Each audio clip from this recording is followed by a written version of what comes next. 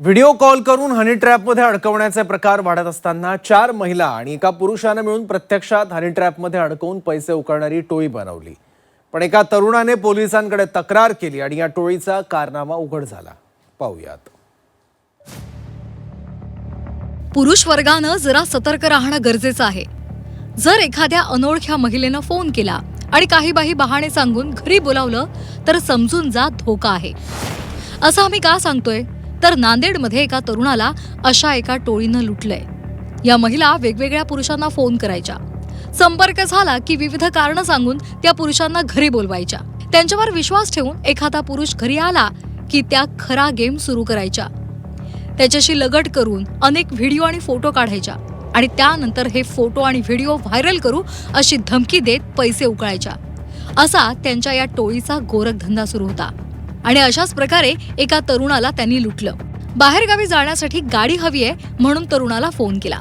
तरुण घरी येताच त्याला जाळ्यात ओढत जबरदस्तीनं त्याचे कपडे काढले। त्या तरुणाचे आक्षेपार्ह फोटो आणि व्हिडिओ काढले। त्यानंतर पैसे दे नाहीतर व्हिडिओ व्हायरल करू, बलात्काराच्या गुन्ह्यात अडकवू अशी धमकी दिली। या तरुणाकडची 1.25 लाख रुपयांची सोन्याची अंगठी सुद्धा काढून घेतली।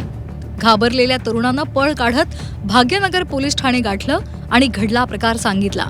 नांदेड पोलिसांच्या पथकानं खबऱ्या आणि तांत्रिक तपासाच्या आधारे या टोळीच्या मुसक्या आवळल्या। 4 महिला आणि एका पुरुषाची ही टोळी पुरुषांना हनी ट्रॅपमध्ये अडकवत होती।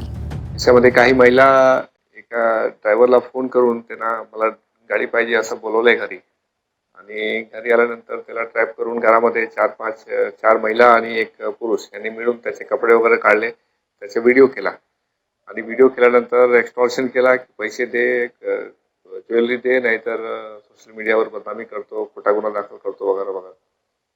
आणि त्याच्यानंतर त्यांनी रजिस्ट केला, मग ते स्नॅच पण केला, म्हणजे त्याच्याकडे जी ज्वेलरी होती आणि पैसे होते ते बळजबरीने काढून घेतले।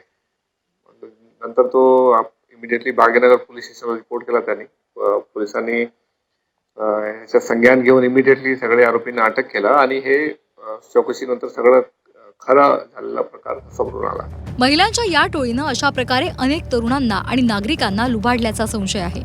त्यामुळे घाबरून न जाता थेट पोलिसांकडे तक्रार करा असं आवाहन पोलीस करतायत। असं होऊ शकतो की या महिलांनी काही अजून लोकांची फसवणूक केली असेल त्याचप्रमाणे, आणि लोक ड्यू टू शेम किंवा काही ह्याच्यामुळे समोर येत नाही। तर जर असा प्रकार कोणाकडे झालेला आहे तर इमिडिएटली पोलिसांकडून तक्रार करावी। आम्ही ऑलरेडी सगळे रॅकेटला अरेस्ट केलेले आहे आणि नंतर अजून गुन्हे दाखल करून त्यांच्यावर कठोर कारवाई करण्यात येईल। अनोळखी व्यक्ती, मग ती पुरुष असो किंवा स्त्री, नोकरी, व्यवसाय किंवा इतर कोणत्याही कारणांसाठी एकांत स्थळी बोलवत असेल तर आधी पूर्ण खात्री करा। कुठल्याही भूलथापांना बळी पडू नका, सावध रहा। सतीश मोहिते, झी 24 तास, नांदेड।